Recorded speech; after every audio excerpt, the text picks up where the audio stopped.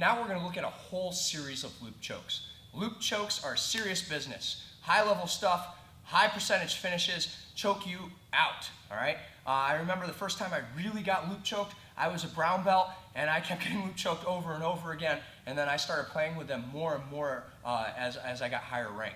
What you're going to find is that the reason that this comes out of nowhere is because it comes from a very loose grip. As we transition through these next couple finishes, some of you may feel a lot of pressure on these fingers, a lot of pressure on your wrist. That's either because your wrist is bent or your grip is too tight. That's why this choke comes out of nowhere. It comes from a loose grip. So if you feel it binding on your fingers, do it again and do it with a looser grip. If you don't finish with the roll, going through into all the variations that we're going to do, you keep turning.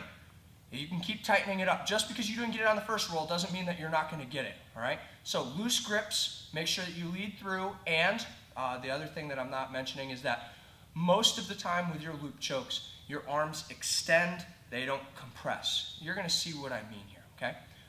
Make sure you keep the bicep on the back of the head and rotate well. Lots of things to this, lots of spatial control. I understand some of you are going to have problems with this, you just got to practice it.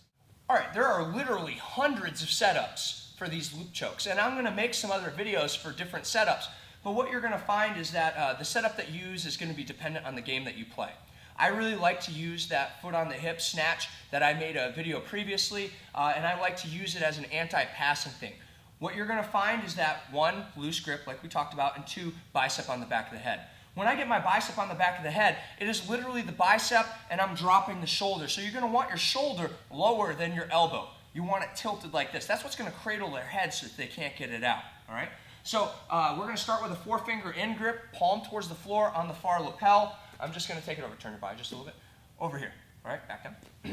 I do want a loose grip. My middle finger sometimes is almost all the way down by the nipple, but a perfect grip when I come in here, I want my pinky just above the nipple. That's still a loose grip. Remember, for most of our cross collars and stuff, we want at least past the collarbone. And even then, sometimes it can be tough. This one, really loose. So those four fingers come in. I like to tuck the head and drop my bicep. When I do that, turn your body, please. You can see that it's off-centering the head and that my shoulder is dropping. You don't want to be here. This isn't going to be a loop choke. You might finish them, but you're going to find that it puts a lot of pressure on your hand. It's okay to use this free hand over here to stuff and drop that shoulder. Now, now we've talked about keeping that shoulder dipped and I'm nice and heavy. If he tries to sit through, he's going to choke himself. If he tries to turn into you, you've got that bicep drop. I'm going to use this outside hand to open the door. All right? I understand this is going to be difficult sometimes. There's lots of variations to this. We're going to go over all this stuff, okay? But for right now, we get to open the door. This is the basic setup. From here, his head's under there, all right? I need to lead through, my head in the hole, at the same time as my hand goes through. When my hand goes through the hole, I want my hand to go towards the back of his head. It's important that we practice this transition so that when we do it, we don't finger jab them in the eyes or rip off their ear or anything crazy like that, okay? So the hand leads first, my head follows very quickly. As I make this transition, you're going to notice that my back goes to the floor. When this happens, one of two things is going to happen, all right? He's always going to get choked. That's going to happen. He either gets to stay on his turtle and get choked, or go to his back and get choked. If he stays in turtle, you don't have to do anything else. Your hand goes to the back of the head, you're underneath them, they're just going to tap, okay? If they don't tap and they roll, right, they go to their back, we need to take our body perpendicular, and you're going to see what I mean in a second. So my hand goes through, my head goes through, and I'm here. From here, if he doesn't go, I finish, one, and then if he rolls over, this is more common, okay? You can see that I am almost parallel with him. I don't want to be in line with him. I want my body to walk underneath the head right here, and you can see I'm dropping my legs so you can see, but his head will be resting on my belly button. From here, I'm going to extend both of my arms, and as I extend with my arms, I'm going to push with my pelvis in the back. Now he might roll out, and we're going to come up, and we're going to roll again. We got a bunch of options, but this is the first step, all right? We're going to make lots of videos. First step. I'm in front of the shoulder, four fingers, loose grip, not a tight grip. Tuck that head, drop that shoulder. Look at how I'm emphasizing that because I need my shoulder lower than my elbow.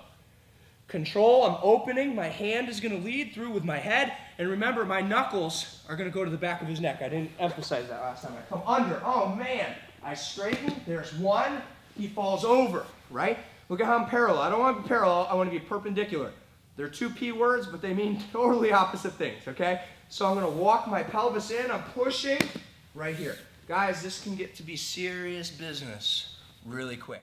Hand in, bicep on the back of the head, loose grip. Opening the door, my head goes through, my hand goes through, my head goes through. Here, turning on my side, walking perpendicular, straightening my arms. You can use that pelvis to push on the back of the head. That arm is straightening and you want that elbow to pull in. Hand, 4 fingers in. I open the door. I lead in with my hand and my head. I roll to my back. Can you see? Mm-hmm. Yes? Yes. Cool. Okay. Walking my body in and pushing. Perpendicular. 4 fingers in. Bicep. Open the door. Leading with my hand and my head. Walking my body perpendicular. Wall walk, because we're in Brazil. Pushing. Oh, sorry. Had flashbacks. All right? Make sure that you go from parallel to perpendicular. Make sure that you're pushing with your arms after your pelvis touches the back of the head. Don't straighten your arms until your pelvis touches the back of the head or they're going to get their head out. Okay?